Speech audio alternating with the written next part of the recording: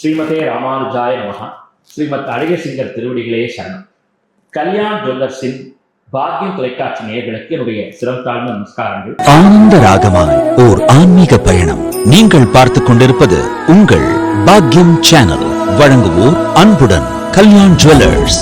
இது உங்கள் பாக்கியம், எங்கள் பாக்கியம். 108 திவ்யதேசங்களை நாம் சேவித்து வந்து கொண்டிருக்கிறோம். அந்த அடிப்படையிலே 14வது திவ்யதேசமாக நாம் சேவிக்கப் போவது நாச்சியார் கோவில், திரு நரையூர் என்ற திருத்தலம்.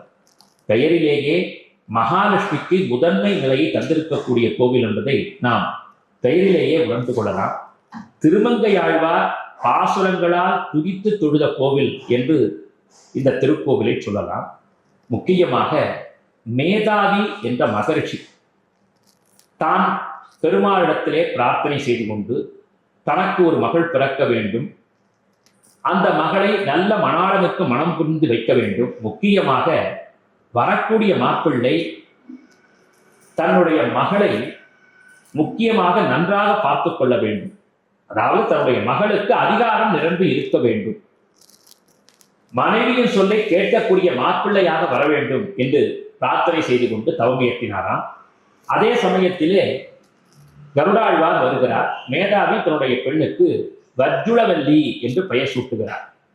நாளொரு மேனியும் பொழுதொரு வண்ணமாக குழந்தை வளர்ந்து வர திருமணப் பருவம் ஏறிய சமயத்திலே கருடாழ்வார் இந்த மேதாவி மகர்ஷியுடைய ஆசிரமத்திற்கு வந்து, உங்கள் மகளை எங்கள் பகவானுக்காக பெண் கேட்டு வந்திருக்கிறோம் என்று சொல்ல, அவரும் என் மகளுக்கு முதல் நிலை தர வேண்டும், எல்லாவற்றிலும் முதல் நிலை தர வேண்டும் என்று சொல்ல, உடனடியாக பெருமாளிடத்திலே கருடாழ்வார் சென்று இந்த விஷயத்தை சொன்னவுடன், அப்படியே தருகிறோம் என்று சொன்னவுடன் வர்ஜுளவல்லியை சீனிவாசனாக பகவான் வந்து இந்த திருத்தலத்திலே வணங்கு கொள்கிறான்.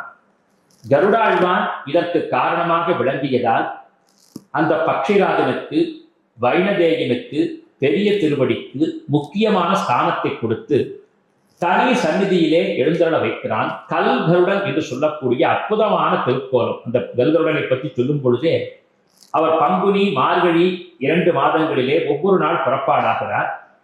மூலவர் உற்சவர் எல்லாமே அந்த கருடன் தான்.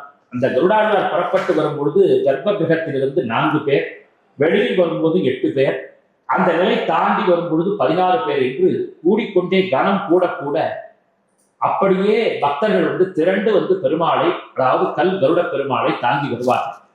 ஒவ்வொரு நிலை செல்லும் பொழுதும் 4 பேராக அதிகரித்துக் கொண்டே வருவார்கள். கருடாழ்வாருடைய கனம் வலிமை அதிகமாகிறது. கருடாழ்வார் கருட தரிசனம் கருட சேவை முடிந்த பிறகு மீண்டும் யதாஸ்தானத்திற்கு திரும்பி வரும் பொழுது அந்த புறப்பாடு செய்து தோல் சுமந்து கொண்டு வந்தார்களே ஸ்ரீபாதம் தாங்கிகள், அவர்கள் எண்ணிக்கையும் குறையும், கருடனின் கனமும் குறைந்து கொண்டே வரும். மீண்டும் கர்ப்பகிரகம் வரும் பொழுது 4 பேரோடு கருடாழ்வார் நடைபெற்று விடுவார். இது எத்தகைய ஆச்சரியம்! விஞ்ஞானிகள் கூட இது ஏன் நடக்கிறது என்று தெரியாமல் அதிர்ச்சி அடைந்து விட்டார். அதை விட முக்கியம், கோச்சங்கனா என்று சொல்லக்கூடிய சைவ நெறியை பின்பற்றக்கூடிய சோழன் சிவாலயங்களை எக்கச்சக்கமாக கட்டி வைத்தான். அவன் கட்டிய ஒரே ஒரு தலம், வைணவ தலம், இந்த தலம் தான் என்று சொல்லப்படுகிறது. அப்படியானால் பார்த்துக் கொள்ளுங்கள், இந்த தாயாரும் பெருமாளும் எத்தகைய மகத்துவம் பொருந்தியவர்கள். மேதாவி மகர்ஷி கேட்டுக்கொண்டதற்காகவே இங்கே பெருமாள் மகாலட்சுமியான தாயாருக்கு முன்னுரிமை தருகிறார். இது நீலாதேவிக்கான தலம். ஏற்கனவே நாம் சொன்னோம். மிகச்சிறப்பாக சொல்லும் பொழுது இந்த தலம் நாச்சியாருக்கு முக்கியத்துவம் தரக்கூடிய தலம். அதனால்தான் நாம் பார்த்தோமேயானால் நாச்சியார் கோவிலே வர்ஜுளவல்லி தாயார் பெருமாளை விட 1 அடி முன்பு நிற்பார், 1 அடி முன்னால் நிற்பார். பெருமாள் அந்த தாயாரை விட 1 அடி பின்னால் நிற்பார். நன்றாக அருகே நிற்பார்கள் கல்யாண திருக்கோலத்திலே. ஆனால் பார்க்கும் பொழுது திருவடியை பார்த்தால் அந்த வித்தியாசத்தை நாம் காணலாம். அங்கே எம்பெருமானுடைய கர்ப்ப கிரகத்திலே பிரத்யும்னன், அனிருத்தன், சாத்திகி என்று தன் குடும்பத்தோடு நின்று கொண்டிருக்கிறார் பெருமாள். இதைவிட சிறப்பு என்ன என்று பார்க்கும் பொழுது, திருமங்கையாழ்வார் இந்த ஆலயத்திற்கு வரும் பொழுது இந்த ஆலய நந்தவனத்திலே கைங்கரியம் செய்து கொண்டிருந்த, பூக்களை பறித்துக் கொண்டிருந்த குமுதவதி என்ற நங்கையை பார்க்கிறார். அவளிடத்திலே தன்னுடைய விருப்பத்தை சொல்லி, நான் உன்னை திருமணம் செய்து கொள்ள வேண்டும் என்று கேட்க, நீங்கள் முழுமையான வைணவராக மாற வேண்டும், வைணவ அடியார்களுக்கு உணவு படைக்க வேண்டும். முக்கியமாக பஞ்ச சம்ஸ்காரம் செய்து கொள்ள வேண்டும். அது என்ன பஞ்ச சம்ஸ்காரம்? ஆச்சாரியரிடத்திலே, வைஷ்ணவ ஆச்சாரியரிடத்திலே அத்துணை வைணவர்களும் அவர்களுடைய குல ஆச்சாரியரிடத்திலே சென்று சங்கு சக்கரங்களை, பெருமாள் தன்னுடைய வலது இடது திருக்கரங்களிலே தாங்கக்கூடிய சங்கு சக்கரங்களை தோள்களிலே நன்கு, அதாவது நெருப்பிலே காய்ச்சி அந்த முத்திரைகளை, சங்கு முத்திரை சக்கர முத்திரையை தோளிலே வைப்பார்கள். அதுதான் முத்ராதாரணை என்று சொல்லக்கூடிய சமாஷ்ணம் என்ற வைபவம். அந்த முத்திரைகளை நீங்கள் வாங்கிக் கொள்ள வேண்டும். வைஷ்ணவ லட்சணம். பொதுவாக பஞ்ச சம்ஸ்காரம் என்று சொல்லும் பொழுதே முதலாவதாக நடைபெறக்கூடிய சம்ஸ்காரம், பஞ்ச சம்ஸ்காரத்திலே சங்கு சக்கரங்களை, சங்கு சக்கர பொறிகளை ஏற்றுக்கொள்ளுதல், 12 திருமண் காப்புகளை அணிந்து கொள்ளுதல், ஸ்ரீசூர்ணத்தோடு. மூன்றாவதாக தீக்ஷா நாமம் என்று வைப்பார்கள் வைஷ்ணவத்திலே, அங்கு ஒரு பெயர் சூட்டப்படும். நான்காவதாக திருவாராதன பெருமாள் தரப்படும். ஐந்தாவதாக பெருமாளுடைய மூல மந்திரத்தை, திருவட்டெழுத்தை ஆச்சாரியன் உபதேசம் செய்வார். இவைதான் பஞ்ச சம்ஸ்காரம் என்று சொல்லப்படும். ஒரு வைஷ்ணவனாக பிறந்தால் அந்த ஆண்மகன் இத்தனையும் செய்து கொள்ள வேண்டும். எனவே அப்படிப்பட்ட ஆண்மகனாக நீர் வந்தால் நாம் ஏற்போம் என்று சொல்ல, அதற்காக நான் எங்கு செல்வேன் என்று சொல்லி இந்த ஸ்ரீனிவாச பெருமாளை, வஞ்சலவல்லி நாயகா சமேத வஞ்சலவல்லி நாயகனான இந்த ஸ்ரீனிவாசனை, நாச்சியார் கோவிலுடைய நாயகனை சென்று திருமங்கையாழ்வார் பிரார்த்தனை செய்த பொழுது, நாச்சியார் கோவில் நாயகனாக விளங்கக்கூடிய ஸ்ரீனிவாசன் தன் கரத்தில் இருந்த சங்கு சக்கரங்களை திருமங்கையாழ்வாருடைய தோளிலே பொருத்தி அருளினார். அதாவது சம்ஸ்கார, பஞ்ச சம்ஸ்கார அனுகிரகத்தை பெருமாளே நேரடியாக திருமங்கையாழ்வாருக்கு செய்த திருத்தலம். இன்றும் நீங்கள் நாச்சியார் கோவிலுக்கு சென்றால் தெரியும், பெருமாளுடைய சங்கு சக்கரம் சற்று முன்பு நிற்பதை பார்க்கலாம். ஆக இந்த திருத்தலத்திற்கு அத்துணை மகிமைகள். எனவே தான் இந்த திருக்கோலத்தை கண்ட திருமங்கையாழ்வார் பல்வேறு பாசுரங்களால் பெருமாளை மங்களாசாசனம் செய்கிறார். வைகாச ஆகமப்படி இந்த க்ஷேத்திரம் கொண்டாடப்படுகிறது. மிக விசேஷமாக சொல்லும் பொழுது திருச்சேரை உள்ளிட்ட தலங்களுக்கு அருகாமையிலே விளங்குகிறது. இந்த நாச்சியார் கோவில் திருத்தலத்திற்கு வருபவர்கள் இந்த எம்பெருமானை சேவித்தால் கல்யாண வரம் உடனடியாக கிட்டிவிடும்.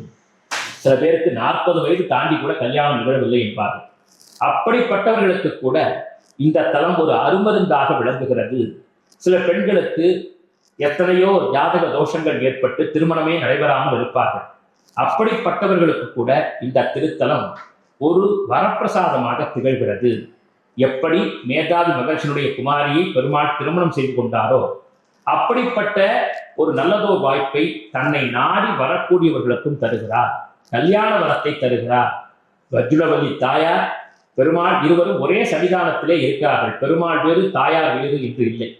பொதுவாக திருவள்ளரை ஸ்ரீதேவிக்கான தலம், ஸ்ரீ வில்லிபுத்தூர் ஆண்டாளான பூமி பிராட்டிக்கான தலம், இந்த நாச்சியார் கோவில் நீலாதேவி என்று சொல்லக்கூடிய தாயாருக்கான தலம் என்று சொல்லுவார்கள். நீலாதேவி என்றால் பகவானுடைய 3வது நாயகியாக விளங்கக்கூடியவள் நீலாதேவி.